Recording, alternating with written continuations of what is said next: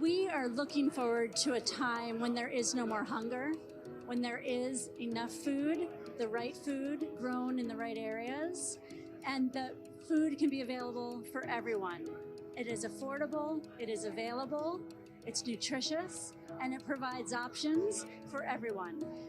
That requires a lot more than just the food itself. It requires sufficient water, sufficient natural resources, sufficient training and availability and knowledge for the farmers, especially smallholders and women for whom this is such a huge opportunity as well as a concern.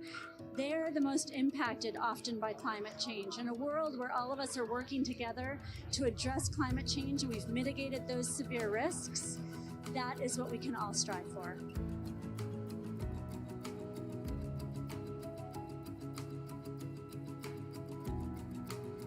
Please join our next seminar in the Catalyst of Change series on September 12th.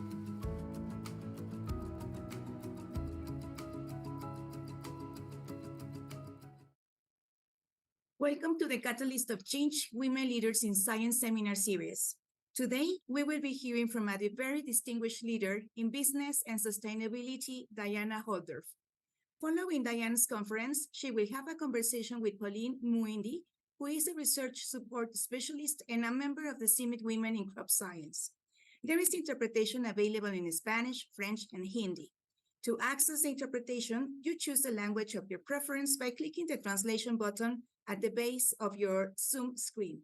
On the screen, you will see the QR code that will give you access to Slido for submitting questions and comments to be addressed by the speaker at the end of her presentation. Sorry. We invite you to follow us in LinkedIn, YouTube, and social media using the hashtag Women in Science for the Catalyst of Change, Women Leaders in Science seminar series. Now, I would like to welcome Brian Govards, Director General of CIMMYT, to officially open the event and welcome our distinguished speaker, Diane Holdorf. Dr. Govards, the floor is yours. Good morning, good afternoon, good evening. Thank you, Isabel, and a big thank you to Diane for being here with us today. Again, you have yet again shown up in massive numbers on our LinkedIn, on our YouTube, and here in the Zoom. This all started when we realized you can't be what you can't see. Therefore, we are bringing forward in this seminar series women leaders that can share with all of us their leadership styles. There are many styles, and there are many ways of doing things that can inspire us on our path towards the CIMMYT that we want to become, a better version of ourselves. A version beyond personal agendas or career moves, a version where everybody feels included and is part of our big mission. I therefore want to take a moment at this start of the seminar series and transmitting from Kenya on the actually the livestock farm here from our friends from Illyri, just came back from the great work on the field, seeing women farmers benefiting from CIMMYT's innovations. I want to say a big thank you to the silent forces of true change in our organization, to those of you that are working very, very hard to make it a better place for all. You know who you are. A big thank you. Today, Diane Holdorf is our Catalyst of Change guest speaker. Diane Holdorf is an Executive Vice President and a member of the Senior Management Team at the World Business Council for Sustainable Development based in Geneva, Switzerland. When Diane joined the Council in December 2018 as a Managing Director of Food and Nature, she led business efforts to accelerate system transformations in the areas of food, nature, and water. Her excellent work made her therefore in October 2021 to become the Executive Vice President for Pathways. In that role as Vice President of Pathways, as part of the Council's strategy, she's leading business efforts to accelerate collaborative solutions in food and agriculture, energy products, materials, mobility and built environment, and health and well-being. Before joining the Council, Diane was actually a Vice President and Chief Sustainability Officer at Kellogg Company. And in 2022, and this is really important, Diane was selected as one of the 25 badass women shaping climate action by Greenpeace. And I can tell you, I've worked and shared spaces with Diane. That badass title as a woman that shapes and changes, transforms our reality is for sure more than deserved. She received, therefore, also the recognitions from Oxfam Sisters on the Planet Ambassador, and she is part of the United Nations International Women's Day and was there called the Mace and Wheat Superwoman by our own Simit. Diane, as a badass superwoman, over to you. Well, Bram, thank you so much. It's just a tremendous honor to be here with you and everyone else joining here today. It's not something that I take for granted, and I really appreciate this opportunity to share a bit of my story in the spirit of being able to hopefully inspire and provide insight or ideas that can help shape and inform and shape what all of you are going through. And I'm actually most looking forward to the conversation part of this today. But first, let me step back and tell you a little bit about what has shaped my career to the point of being able to be here today with you all. Maybe just a few things to know before I start.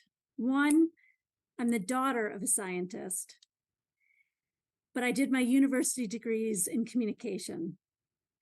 We'll come back to that intersection in a moment. Second, in the course of my career, I think there's been approximately 2 roles that I've taken that existed before I accepted the roles.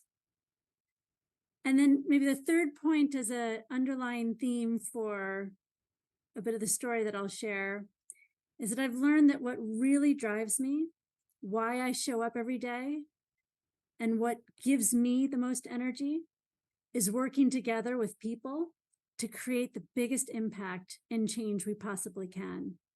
And the space that I've chosen to do that, what motivates me the most, is to try to drive action on these extremely urgent challenges of climate, nature, equity, and in our food systems.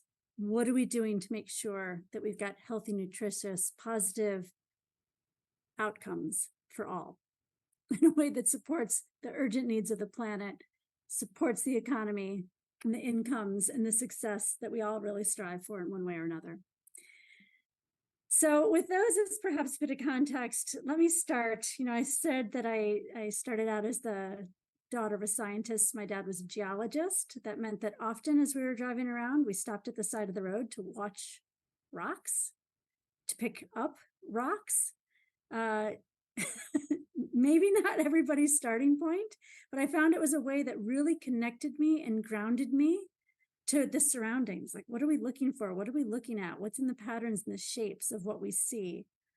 And it gave me a real affinity for nature.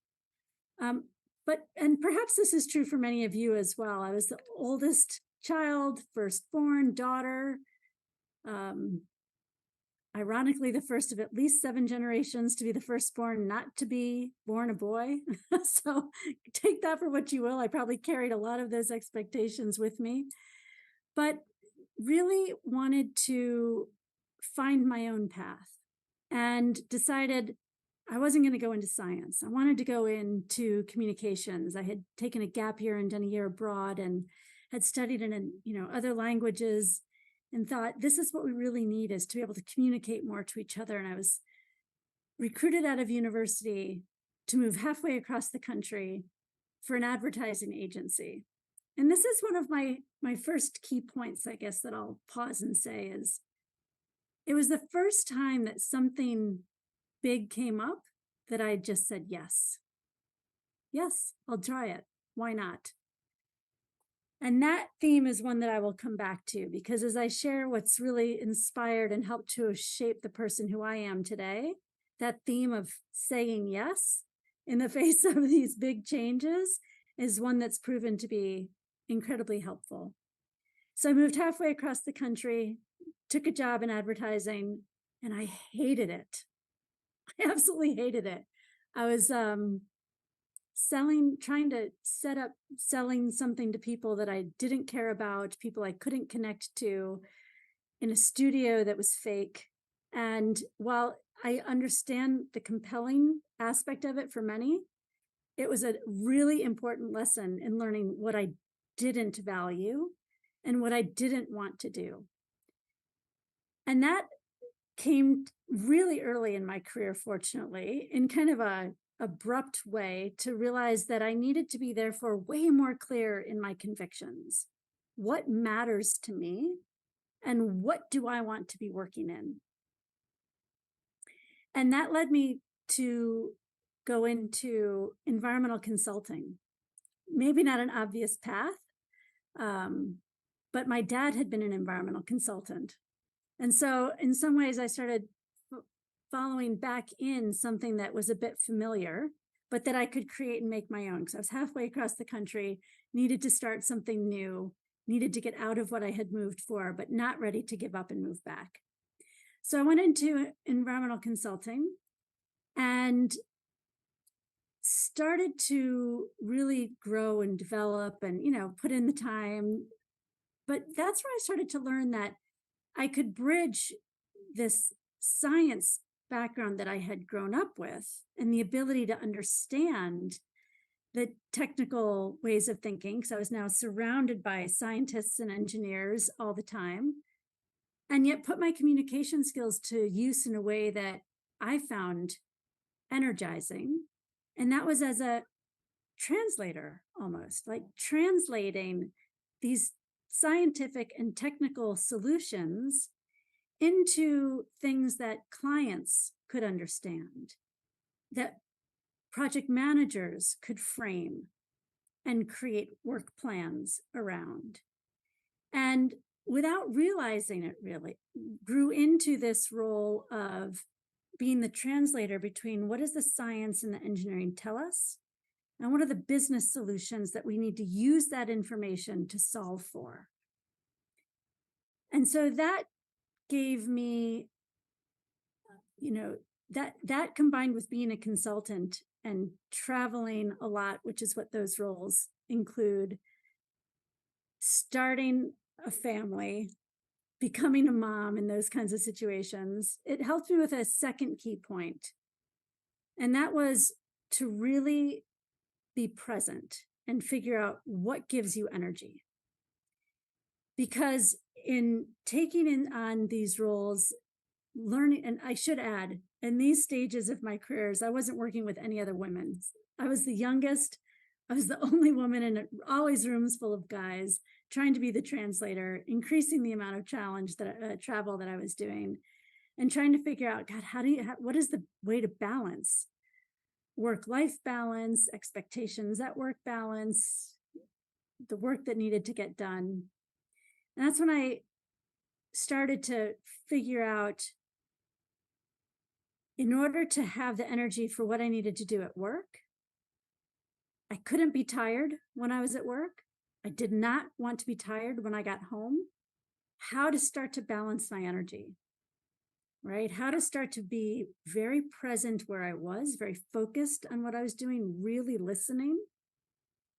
And doing that regardless of whether I was at work or whether I was at home, with my husband, my kids, with my friends, my work colleagues, my clients, prospects, regulators, whatever the case was, be very present, know how I was showing up, and knowing what we were trying to solve for. I say that now as if that was easy to figure out, and it wasn't. It took, 7 to 10 years probably. But in reflecting back over that time frame, those are some of the things that I actually take away the most. And it was during those years that a couple of additional opportunities presented themselves. Again, I was probably about 27 at the time. I had just had a young baby, and this opportunity came up. Would I be interested in moving to a different location and helping to run an office? What was the first thing I said I learned a lot from? Saying yes. So of course I said yes. That opportunity actually turned into an international move to manage a joint venture. The consulting company that I was in was 50% partner in, who provided the managing director. But that managing director was the only partner on the ground, and this was in the UK.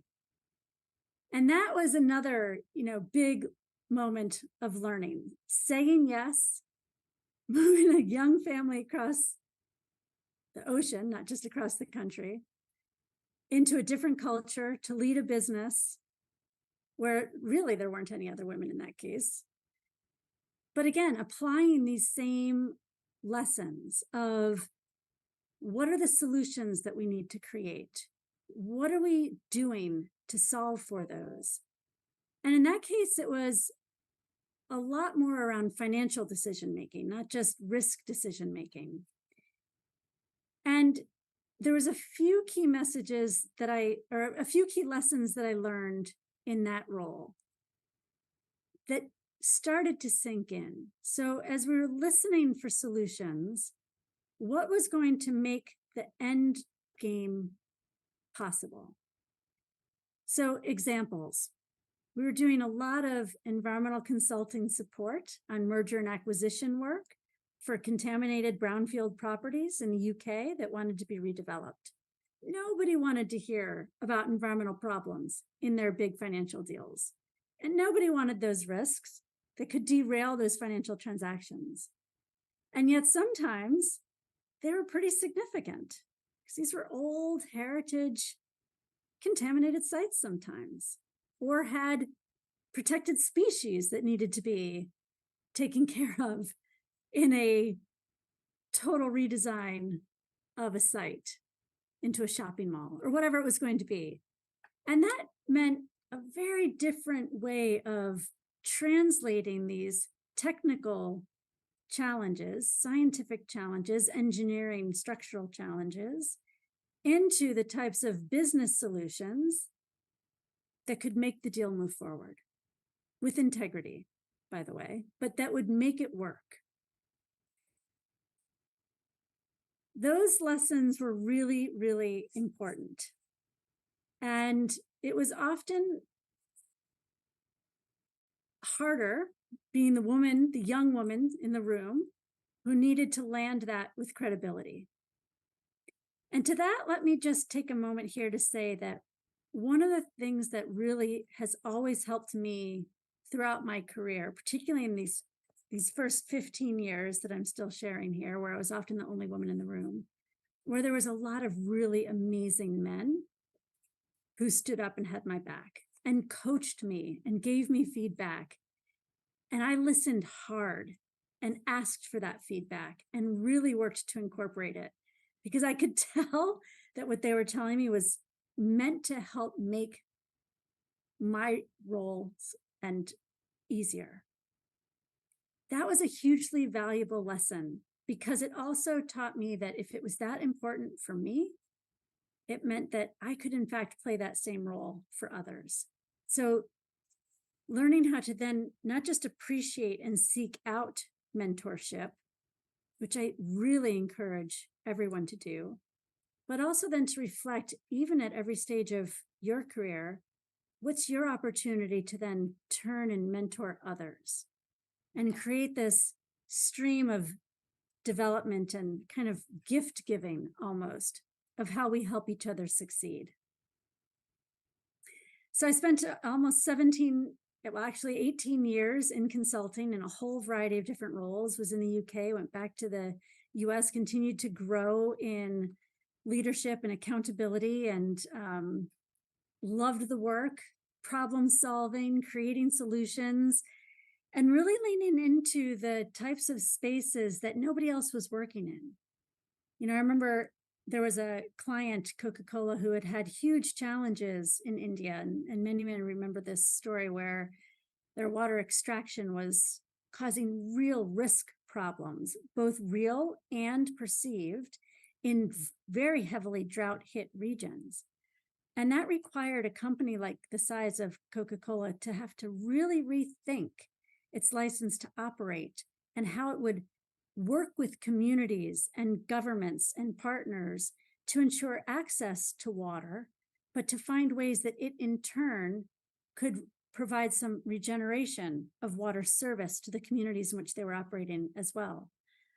And leading the global team of internal and external members to craft the type of risk scenario solutions that could be globally applied to their portfolio of operating and bottling facilities nobody was thinking along those lines at that time. And it took a real global team effort who understood the different market nuances in very different regions of the world to be able to roll that up to, 5 key things that we could look to create the types of overarching solution and business decision-making that would really help. And I share that again as just another example of the ways of bringing people together across cultures, across regions, across areas of the business, and asking the kind of questions that really unearth, well, no, what are you really facing as the challenges, and what would it take to succeed? Maybe just quickly, I'll keep on the journey. And I moved from consulting into the corporate arena. And Bram, that's actually when we got to know each other, is when I was working at the Kellogg Company. And when I started there, they had created a commitment to sustainability, and they had no idea how they were going to get there. And while the CEO was very much committed to it, and I think this is true in a lot of organizations, the business wasn't yet on board. They didn't understand their role yet. And many of you may be operating in these areas, right, where you're at the forefront and the people know it needs to get done, but there isn't really the understanding or fully the support for what needs to happen. And this was where the experience that I had honed about being present, really focusing, really listening for solutions, figuring out what gives me energy, what can I then give energy to others in. I really learned another important lesson through that part of my journey. And that was, how do I take all of that and ensure the work that the teams I was leading that were tasked with, how do we ensure that our work, in fact, helped others to succeed? Because often when we're working in these spaces, we can only accomplish our objectives by leading with and influencing others. It's not very often that in these spaces we have the full control. But when we don't have the full support, then learning about how our work can help others deliver on the goals that they've been tasked for actually created totally different types of breakthroughs than even if our team had just said, what do we need to do to succeed and deliver on what the organization has asked for us? And so that would be that 4th key takeaway, right? Say yes to a new experience, another big move, another big career change. Really reassess, how do I find the energy to move something like this forward with others? Being present at listening to what those real challenges were, and then figuring out, how does this work actually not just deliver on what an organization has asked me and the team to do, but what it can do to help others succeed with their objectives. And in each of these cases, it became increasingly clear as well that leading all of that with clear convictions and clear boundaries was really important. And I don't mean that in a rigid way in any sense. I just mean in knowing what can I accept when engaging with others, and what will I not go past? What truths, what areas of respect, what areas of acceptance are needed for my integrity in a role. And it's interesting because having moved from my first 15 years of being the only woman into a space where I had a lot of women as peers, I all of a sudden had a lot of women who I could speak with, who I hadn't had that opportunity before. And increasingly still a lot of really amazing men, colleagues, mentors, and leaders who were willing to rally behind not just the organizational challenges, but some of the professional challenges that came with being a woman and being a leader and growing and kind of pushing on some of these boundaries of what the organization held dear, and really pushing on, how do I do that with my full integrity and the respect that I can bring with others in making sure that these changes are effective. And I'd have to say that was one of the areas where I learned the most. And it was through that and working across our supply chains and understanding where our sourcing was taking place and how we translated that through to consumers in ways that were meaningful for the brand, but also meaningful for them and the decisions they were making and what they chose to feed their families, and how that all carried through, that I realized this opportunity to have even greater impact at scale was something that was really, really motivating. So when an opportunity like WBCSD came up, which Kellogg had been a member of, and I recognized as a business platform for driving this type of transformational change, when that opportunity came up, even though it brought another international move after our kids had grown and, normally people might be settling, I should really importantly acknowledge my husband here, who always pushed me to say yes and loved when we did say yes as well, and was willing to make those types of changes in his career and his life also for us and the family.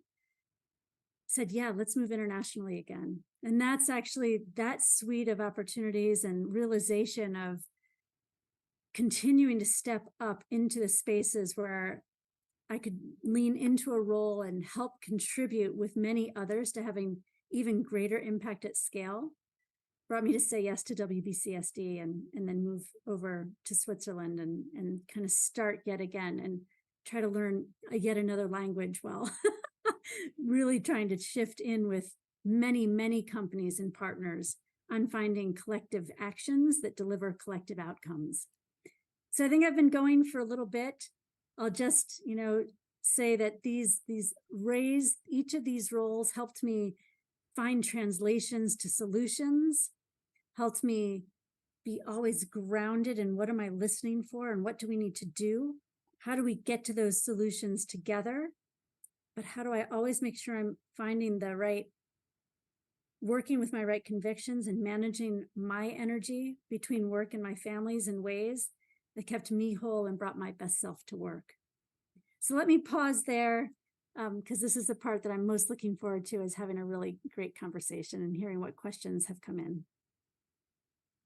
Great. Thank you so much, Diana, for your inspiring and remarkable career and life journey. What I've taken home from your presentation is yes to trying new things, new opportunities, travel, working hard, and as much as possible leaning into your social networks, especially leaning onto men professionals who are in the leadership position who can actually support you and drive some of your goals and your objectives. My name is Pauline Windy. I'm a research support specialist based here in Summit, Kenya. I'm a women in crop science. Basically, the Women in Crop Science was established to build connections and network opportunities for women in the crop science community. So what a privilege and honor to actually talk to you today. We have already touched on so many of the things I wanted to ask you today, but let me just focus on the questions that I think would be important for all our colleagues to learn and hear from you some more. To start with, you've talked about playing a big role in sustainable development and climate change, right? I want to just understand how you were able to move in that space, especially as it relates to your background, not being as much as possible as a scientist or as a researcher, but as a communications person. How were you able to tap into sustainable development with that kind of angle? Thank you. It's a great question. And I think it comes back to this really listening for understanding and probing for that. Because you can't, for me, I find it very hard to communicate, much less translate what that work needs into having impact without asking enough questions to really understand enough of what the scientific or engineering, the technical drivers and needs and solutions are. But I find often if we stay too deeply in that technical space and don't translate it into what can it deliver, what can we use it for, what solutions will it help us achieve, what outcomes do we need to use it to prove or assess or create, then we get stuck in that. So that's where I've leveraged more of the communication skills in that role of kind of being the translator in business to bring that deeper understanding through a lot of questioning into how do we drive for solutions. And the chosen space for that was in sustainability. And that's where the question, it was also flipped the other way. What actually needs to happen here? What is this challenge?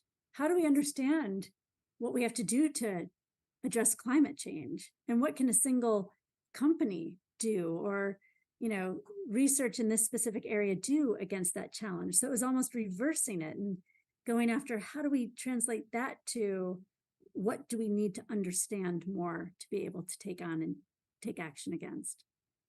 Okay, thank you. What I'm hearing you say is the importance of thinking about a solution to various problems that we are facing, especially here in Africa, as it relates to food and agricultural systems. I will move on to the next question. Of course, you've talked about your remarkable career in leadership as well.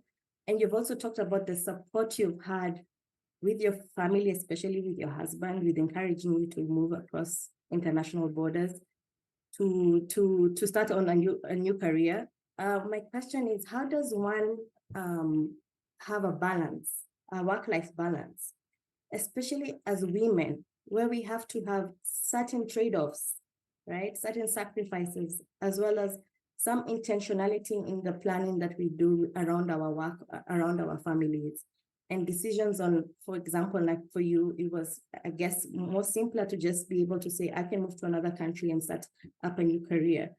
How are you able to manage or juggle this conflicting priorities between job, between life, and between your family? Yeah, let me preface this by saying this is extremely personal, right? Yes. So every one of us has a different way of finding what works for us. So I'll share what worked for me, but I won't pretend that works for everybody. Mm-hmm. But for me, it was a couple of things. We never lived close to family, so I never had family that I could rely on. So building our network of friends, or, you know, trusted allies, neighbors, whatever the case might be, that we could count on for help and support was really, really important. And not to be shy about that, you know, to really acknowledge what did we need as a family and what did I need as a mom to make it work for us as a family. And it wasn't, I mean, especially early on, it wasn't, oh, I didn't get that right, you know, and there's challenges that come from that. You know, there was a lot of times when my husband was extremely frustrated with how often I was traveling. And then when we had kids, I remember that midway through the year, my kindergartner's teacher had no idea that a mom was in the picture, you know, because I was on the road too much. Those were times when I had to say, yeah, this is not, you're right, this is not acceptable. And I needed to find different ways to change. But at the same time, I also knew that for me and for us as a family, that I was the primary income earner. And so I couldn't, you know, there was things that I had to accept as a sacrifice and not allow how others might judge that to affect our choices as a family. Mm-hmm. You know, and to accept that, you know, other people's version of what a perfect mom model might be was never going to be how I was going to show up, and to be okay with that myself, and not be, you know, find ways to not be as concerned about that. And that's not easy, but it's another way of, you know, being clear with my convictions and where my personal boundaries are and what we could do to find and make it work. For us, what worked, and we were fortunate to be able to do that, was to be able to have nannies and then live in au pairs. Not everybody's going to be willing to accept kind of almost another young adult into their home. But for us as a family, it gave us 8 years of a lot more flexibility and support than we would have otherwise had. And that was what worked then for us. And then that point that I tried to make around, if I couldn't, you know, if I was traveling all the time, I couldn't be tired when I was showing up for those work meetings. I therefore was not going to come home and be tired when I showed up for my family. And so where I learned to sleep on planes, how I learned, you know, some of these things around how do you manage your energy so that I was as fully present at home when I was there, as I was Yeah. when I was showing up at work. Those were kind of key issues of personal boundaries and controls that I had to teach and kind of hold true to for myself. Great. You also mentioned the importance of having the energy and having the passion and the drive and the resilience at all times in any spaces of your career and also in your lifetime. I want to talk about your leadership capabilities. How were you able to tap into various inspiration, as you mentioned, your father, for example, was a geologist, and he inspired you, and your works with him around the environment got you to learn a few things. What are other areas of inspiration that you actually tap into in your career, especially to boost your leadership? Yeah. Mm-hmm. There's a couple of different areas. One is, again, I was admittedly fortunate to have mentors who I was also very willing to listen to, which I think is sometimes a challenge for all of us, is to be able to really appreciate feedback when it's coming in. But that ability to appreciate that people were helping me made me want to figure out how, when I was working with others and then leading others, want to help them as well. Mm-hmm. And then there was something else that I had to learn, and that was how to have constructive, difficult discussions. Because I think that's something else, especially as women, that we tend to shy away from. Culturally, I think often at home, we're not raised necessarily to take on the tough conversations or to create conflict. But what that meant is, and to be a really good manager and a really good leader, you have to know where the tough challenges and the tough discussions are, and how we help raise that with people in a way that's respectful and not about the person, but about the outcome. And find ways through frequent feedback, open conversation, building trust, making it about the challenge, not the person, and learning, teaching, pushing myself on getting comfortable with having difficult discussions in a way that could be constructive and hopefully helpful to the total outcomes and the people. That is, those really, really helped me along the way. And then, of course, this listening and being really present for the team and the people and the individuals has a big role to play in that aspect of work as well. Would you be able to talk about a situation or a major challenge you must have faced, especially as it relates to working with consumers in your line of work? Have you had an experience that was able to challenge you, and also that you were able to grow from it, and how you interact with others or your clients per se? Oh my gosh, so many. How to pick one that will work. I'll go back to a bit of what I was sharing. Sometimes you come into a role where you've been given the accountability, but you don't have the support. And, that can be with a new client, that can be with a new team, that can be with a new product challenge. That can show up in a lot of different ways. And that has happened a lot. And I find that, especially in sustainability, where it's not often always well understood anyway, it can often be particularly challenging. And so, trying to think of one specific example, but there was a time within Kellogg when we wanted to translate where our grains were being sourced to consumer benefit, and be able to actually put that information on a box of Rice Krispies or Special K. And the brand team had no idea why that would be important. The procurement team had no idea where we were actually sourcing our ingredients because of, buying through, traders and other partners. And the business leaders wanted to find these ways to engage our sustainability strategy to consumers. So nobody was aligned in this area of challenge. So it took a couple of different areas of work. One is enough patience and diligence with the procurement teams and the supplier partners to be able to dig all the way back to roots in the ground and understand where is it really being sourced and what do we know about those regions and those farming communities and how the wheat or the maize is grown.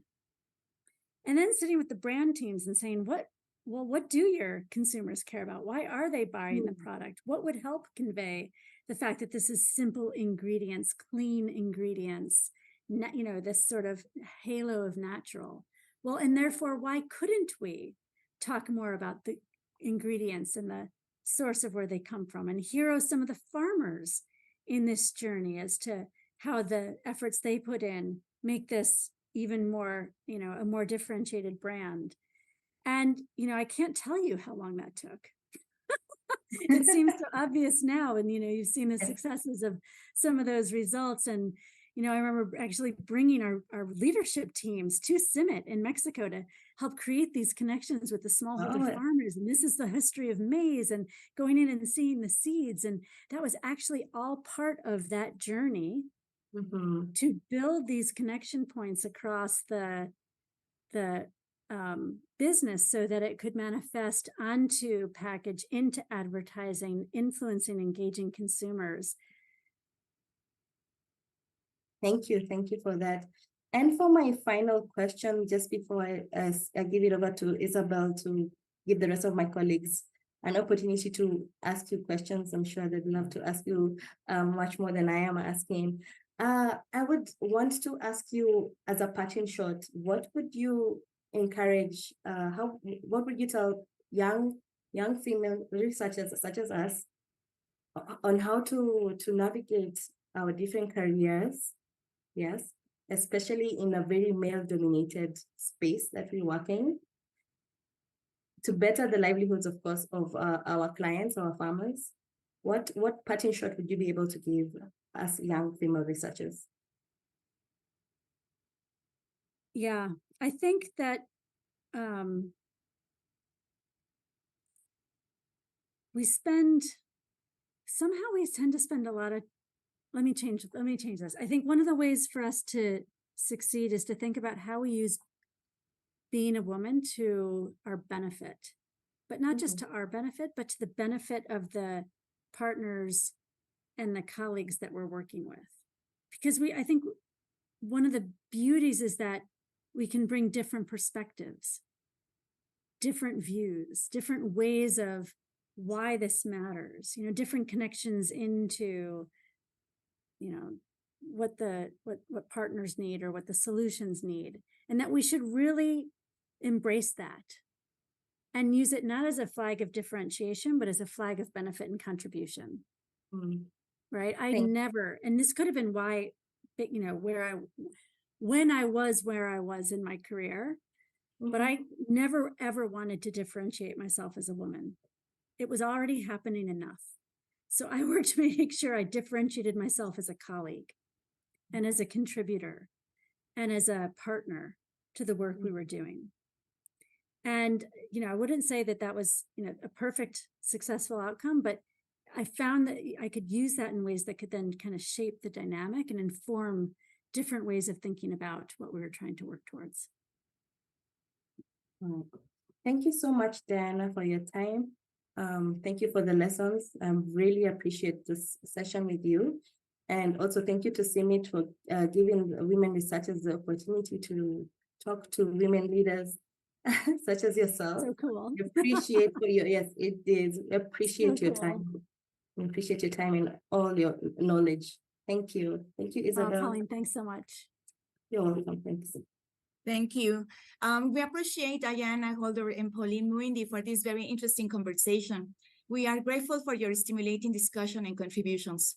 Now, we would like to open the floor for questions from the audience, and we would like to invite you to raise your hand, to turn on your camera, and unmute yourself, or you can submit it in the Slido. You can see the QR on the screen. Now we are going to start with the first question that we have received in the Slido.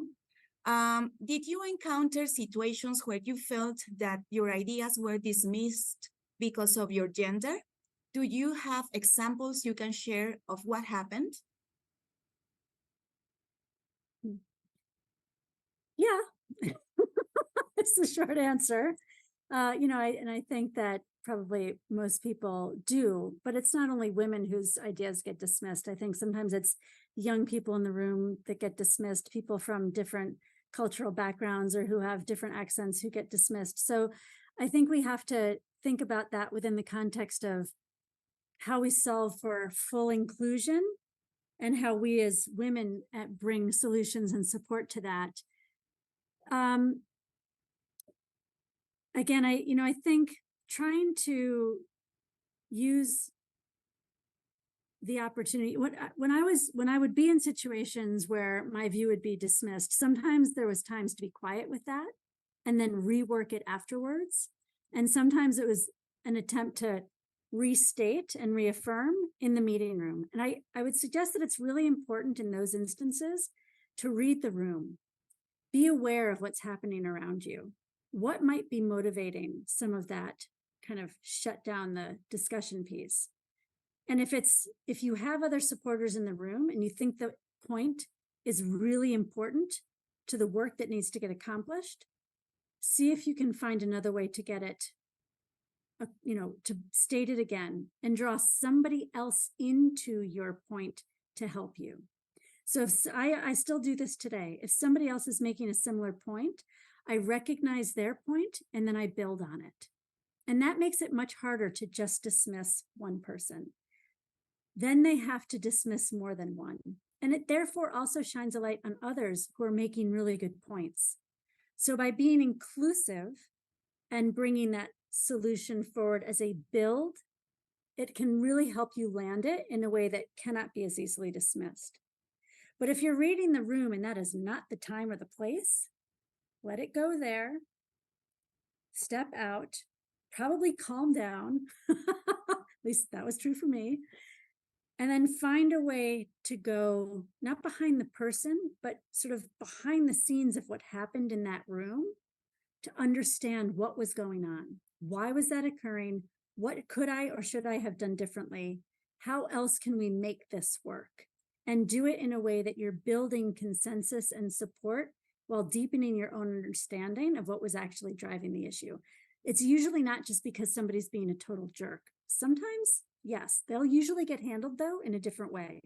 Usually there's something else driving that and you get caught up in that storm. And so learning to kind of understand how to navigate in those situations is really important. Thank you. What has been one of your toughest decisions? What you had to take a direction that you knew was the right one, although others may not fully have understood? There's a lot of those as well.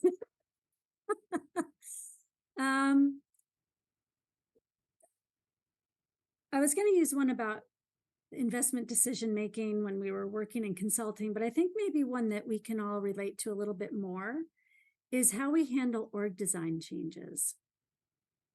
And, when we're thinking through business strategy and the type of org design that's necessary, sometimes there's changes to people that are going to have a personal impact. And how you help convey the strategy, the structure that's needed to support it, the skills that will get that done, and the team members that will do that in a way that's really respectful. And, you can bring people along that journey because it's going to be a difficult one, is really important. And these are skills that kind of anchor back to what I was saying about trying to learn to manage difficult conversation and taking on the challenges in ways that are constructive. That if we can learn to navigate through those kinds of challenges, which I've had to do many, many times, you can do it in a way that wins for what you're trying to achieve, but make sure that you're setting the people up who are impacted for success one way or the other as well, either in the organization or set up for success and support in what they do next. Thank you. Thank you very much for these reflections. We would like to invite the audience to raise their hands so they can also make questions here. And meanwhile, I will continue reading the slide of questions that we have received. So the next one, it says that, do you have in mind some kind of legacy for the next generations, not only with your children, but with your network? Oh, I love that. I mean, it totally starts with my children, but actually it's their whole peer group. You know, it's that whole generation actually, because I don't know about how you all feel, but I feel every day the urgency that we're failing this next generation, these kids who are in their, 10, 20s. We cannot leave unsurmountable challenges. They have a huge role, I think, in contribution and thinking through the solutions with us. But for me, it's not so much a personal legacy, actually. It's more around making sure that we set up a future in which they can thrive as well. And in big ways and in little ways. And some days that just feels like impossible, but most days it's the fire in the belly that keeps me going. Thank you so much. What strategies do you recommend for women to enhance mutual support in the workplace? Yeah, I mean, I've touched on a few of them already, and maybe I'll just bring them back up. So help each other, first of all. Watch out for each other. Amplify what each other say in meetings or in email chains, or whatever the role is. Because as much as we can, we have to make sure that we're helping each other get heard and work together. So that's one thing, help each other. The second is think about how the work that you're doing helps others so that you can be, a contributor more broadly than to just the agenda or the assignment or the accountability that you've been given. And then third, think about how we can lead by example and use what we can do as women, thinking about, I think we often, I don't want to generalize here, but I think, because we're often thinking about our family, our parents, our kids, our community, our work, the future, the laundry, the meals, we connect the dots in very different ways sometimes. And so how can we leverage that different way of thinking, multifaceted thinking, in the ways that we're showing up and contributing to the work that needs to get done? Thank you so much. Thank you. Are there things you would like to have done differently in your career? I'm going to take the brave step of saying no. But that's because I didn't have like a specific plan. I mentioned early on, I have very few roles that I said yes to that existed before I stepped into them. And so it wasn't like I said, oh, that's the job I need, I'm going to go after it. These were opportunities that came because I was ready and I recognized what I was looking for. And when they showed up, I said yes. And so to be able to make those types of choices in ways that you are intentional about not regretting, and by the way, that applies to way more than just career choices, I think is really, really important. Thank you. There is one more. Please describe a leader or a leadership style, it could be your own, that makes a difference to you. There are, I really like leaders who are also givers. I think everywhere, and this is true, if you like, there's people who give and there's people who take, and sometimes those of people who are givers end up just giving too much. Sometimes we don't, sometimes you can't, it's hard to recognize someone who just takes.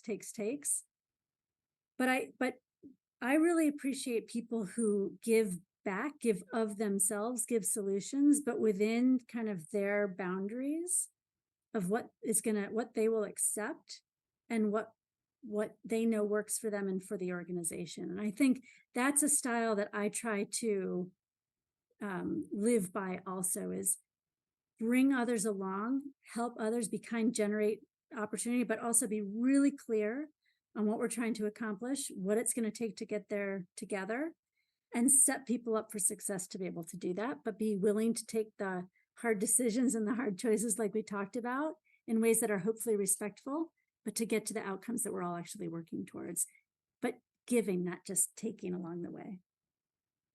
Thank you so much. And this is going to be our last one.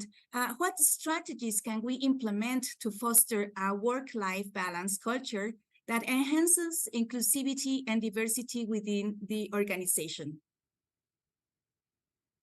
So maybe this is a very quick moment for me to point out from this inclusivity standpoint, because we're here, talking about what we bring as women, but as a mom, as a parent, I'm a parent to a son and one transgender non-binary child.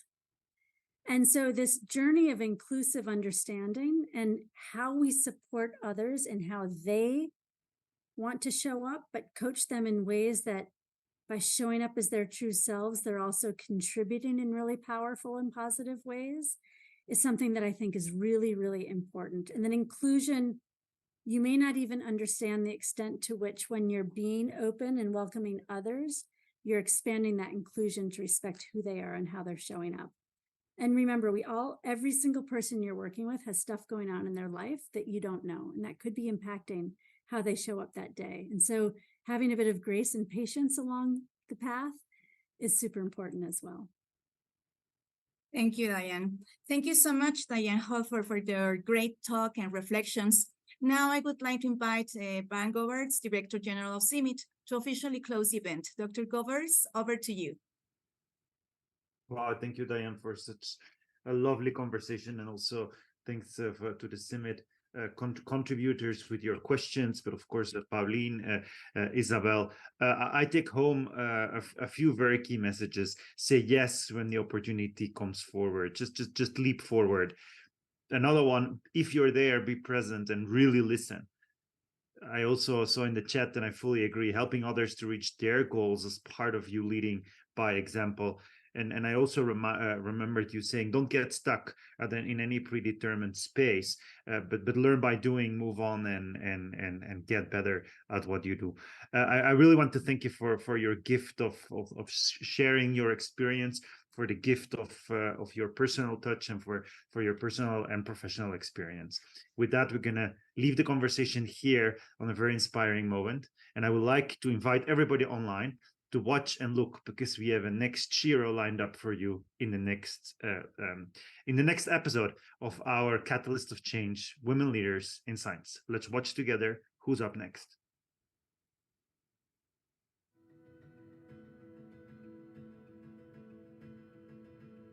Hi, here it's Ismahani Wafi. I'm the Chief Scientist of FAO.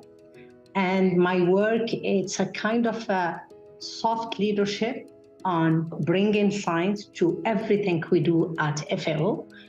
What excites me about my work, it's mostly who I work for. I think really deep inside me, I really hate inequalities.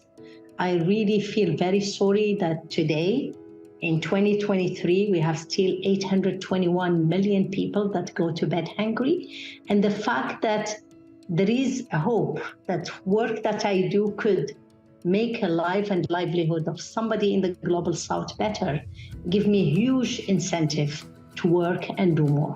I think the image of leadership, of being tough and being demanding and being aggressive, it's really wrong. The way you get people to really give the best of themselves is through engagement. Only when the people is fully passionate about the subject that they're gonna give their best. So I think the engagement and the softness, it's very important. And I think that's one of the mistakes that many of us as women did, is that when we became a leader, we became almost like a man. A woman could be a leader without being a man. A woman could be a leader in her own style.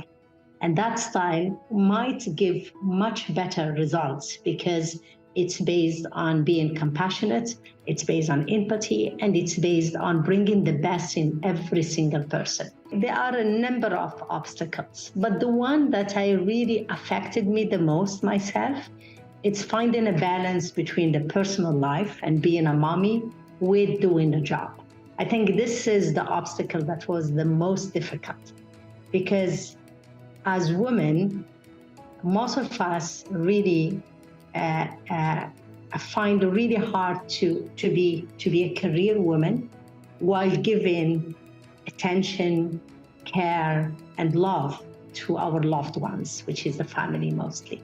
I really think that we need to galvanize our impact and our work to really end hunger and malnutrition and reduce poverty and reduce inequalities globally. So the incentive is thinking about those people that needs it the most and thinking that hopefully the work I do trickle down to them in the global south particularly and in the least income countries and improve their lives and livelihoods. Please join our next seminar in the Catalyst of Change series on September 26th.